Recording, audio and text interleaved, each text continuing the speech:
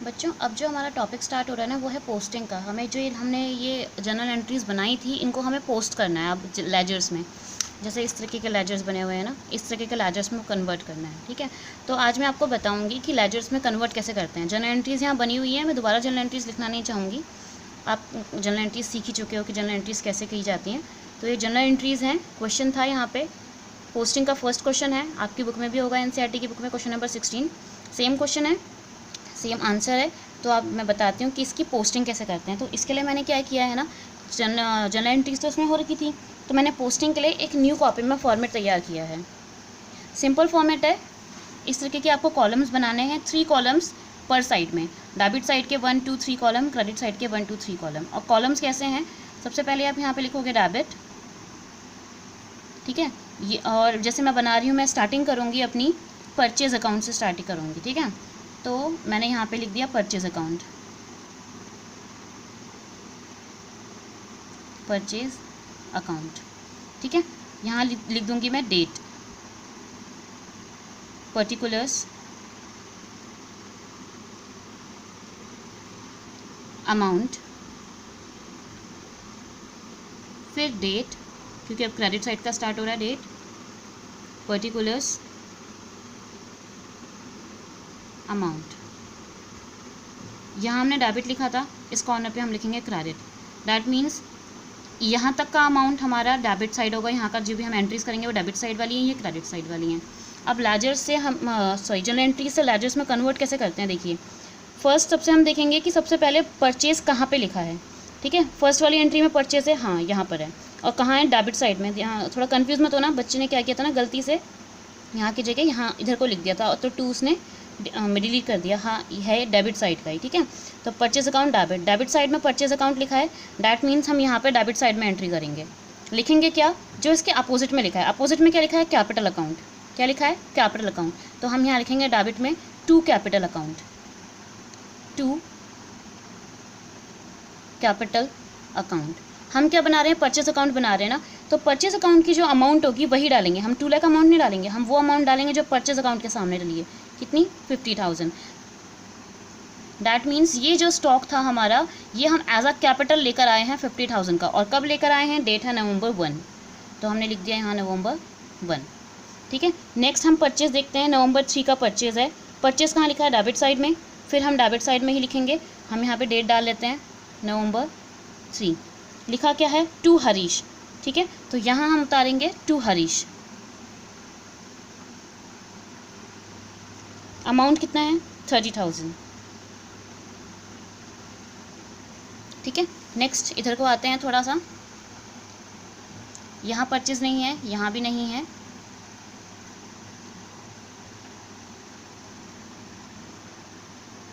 अभी तक परचेज नहीं दिखा हमें, परचेज की और कोई एंट्री नहीं है। तो हमने क्या करना है, अब इसको क्लोज कर देना अकाउंट को। देखो यहाँ कुछ नहीं है तो हम यहाँ 0 मानेंगे। यहाँ कितना है, 50 + 30 80,000। तो हम पहले टोटलिंग कर देते हैं नीचे की, जो बड़ा अमाउंट होता है वो हम लिखते हैं नीचे।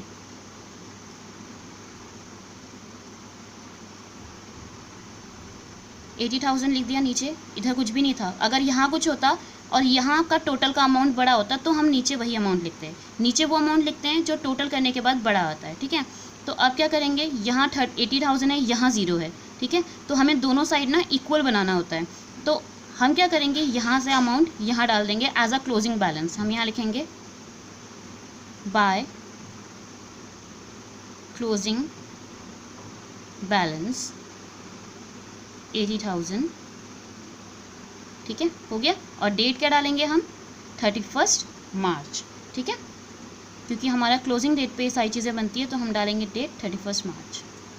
ये हो गया हमारा परचेज अकाउंट। ये आपको समझ में आ गया होगा। अब एक काम करती हूँ, अगर इसमें थोड़ा बैलेंसिंग में दिक्कत थी तो मैं एक बड़ा अकाउंट लेती हूँ जिसमें दोनों साइड अमाउंट हो। तो हम बनाते हैं कैश अकाउंट। अक्सर जब भी हम पोस्टिंग करते हैं तो कैश अकाउंट मोस्टली सबसे बड़ा होता है। तो सबसे पहले हम बना लेंगे कैश अकाउंट। ठीक है, वही प्रोसीजर है। यहाँ लिखेंगे हम debit, date, particulars, amount, date, particulars और अमाउंट। ठीक है, अब क्या करना है, हमें कैश की एंट्रीज ढूंढनी है। तो सबसे पहले हमने कैश की एंट्री यहाँ ढूंढी। कैश कहाँ है, डेबिट साइड में। डेट मीन्स हम यहाँ पर जो एंट्री करेंगे वो डेबिट साइड में करेंगे। लिखेंगे क्या, कैश के अपोजिट में जो लिखा है, क्या लिखा है, टू कैपिटल। टू कैपिटल लिखेंगे हम। 1 नवंबर का ट्रांजैक्शन है तो 1 नवंबर डेट डाल दिया। टू कैपिटल लिखा। अमाउंट कौन सा लिखते हैं, कैश का। तो कैश में क्या है, 1,50,000, तो हमने यहाँ डाल दिया 1,50,000। नेक्स्ट कैश की एंट्री है, नहीं है, यहाँ है, यस यहाँ पर है। कैश कहाँ लिखा है, डेबिट साइड में, तो हम यहाँ पे भी एंट्री करेंगे डेबिट साइड में। डेट क्या है, नवंबर 5,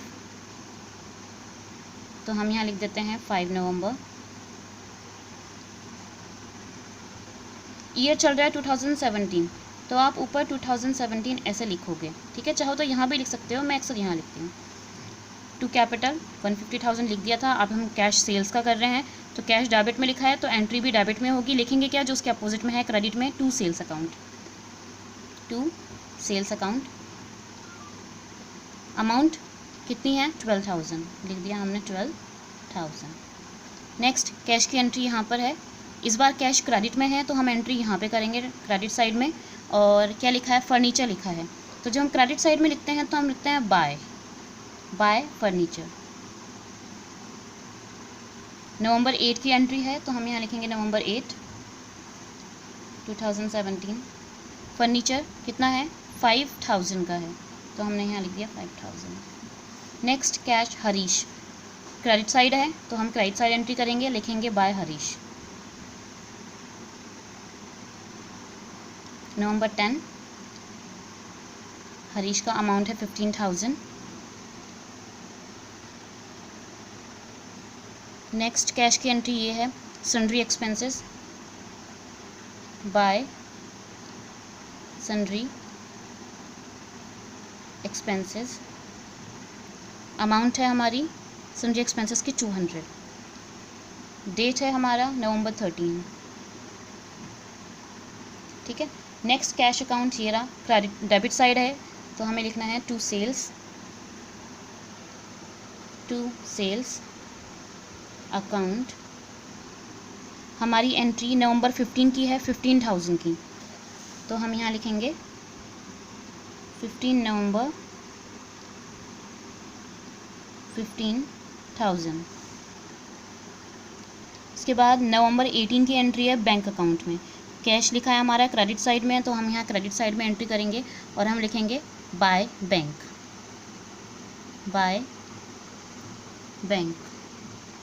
अकाउंट। नवंबर 18, अमाउंट कितना है नवंबर 18 का हमारा, 5,000, तो हम यहाँ लिख देंगे 5,000। ठीक है, नेक्स्ट एंट्री है हमारी नवंबर 20 की, ड्राइंग की गई है। कैश अकाउंट क्रेडिट साइड लिखा है तो हम क्रेडिट साइड एंट्री करेंगे, लिखेंगे बाय ड्राइंग्स। नवंबर 20 बाय ड्राइंग्स। अमाउंट कितना है ड्राइंग्स का, 1,000। ठीक है, नेक्स्ट एंट्री है हमारी कैश की, ये रही एंट्री। यहाँ पे हम डेबिट साइड एंट्री करेंगे, क्रेडिट साइड एंट्री करेंगे, क्योंकि ये क्रेडिट साइड में लिखा है हरीश अकाउंट डेबिट। ठीक है, तो ये 15,000 की एंट्री है, वही करेंगे सिर्फ, क्योंकि ये वाला हमारा क्रेडिट साइड में है। टू डिस्काउंट अलाउड हमारे लिए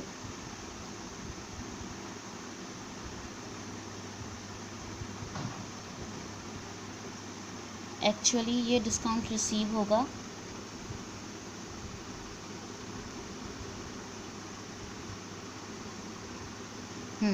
तो टू डिस्काउंट रिसीव हमारे लिए एक तरीके का इनकम होता है, इसलिए हमेशा क्रेडिट साइड लिखते हैं। ठीक है, तो ये टू इधर लिखा है, हम सिर्फ जो अपोजिट में लिखा है वो लिखेंगे। तो कैश के अपोजिट में यानी कि डेबिट में सिर्फ हरीश अकाउंट लिखा है, तो हम यहाँ पे क्या लिखेंगे, बाय हरीश, कितना, 15,000। ठीक है,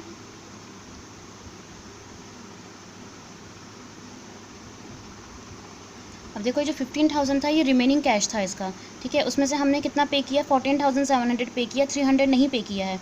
तो कैश का अमाउंट कितना है, 14,700। तो यहाँ पे हम 14,700 डालेंगे, 14,700, ठीक है। और डेट डाल देंगे हम 22 नवंबर की, नवंबर 22।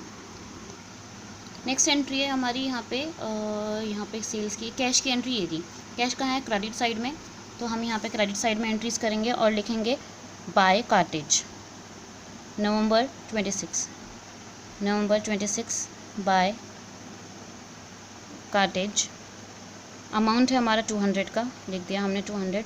नेक्स्ट है हमारी रेंट अकाउंट की एंट्री, तो ये भी यहीं आएगी, नवंबर 27 बाय रेंट अकाउंट। अमाउंट है हमारा 1500 का।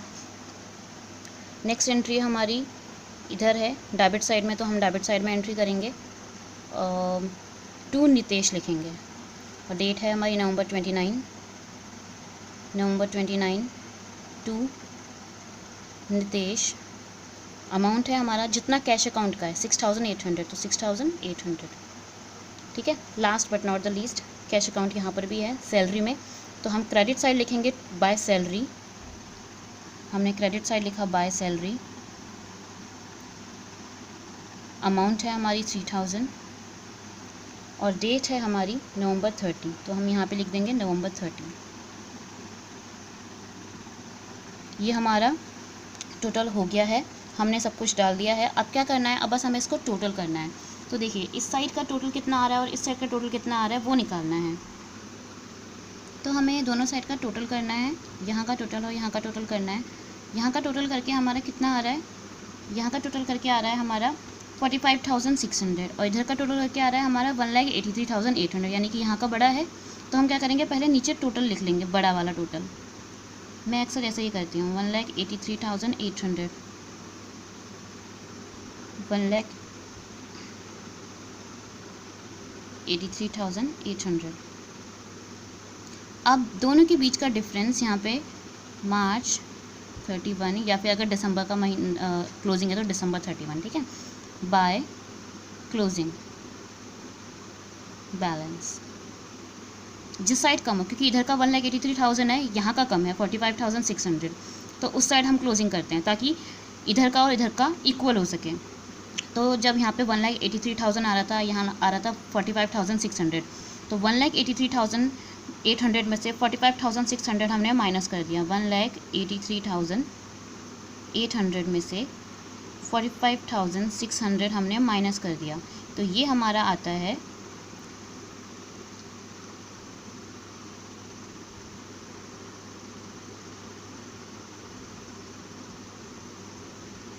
ये आता है हमारा 1,38,200।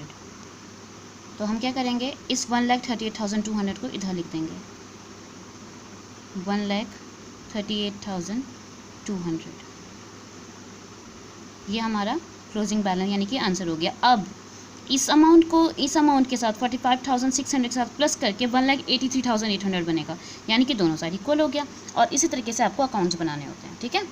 तो अब आप ऐसे बनाएंगे और मुझे बताएंगे कि मैम बने या कैसे बने, या कोई दिक्कत हुई तो मुझे बताना, ठीक है।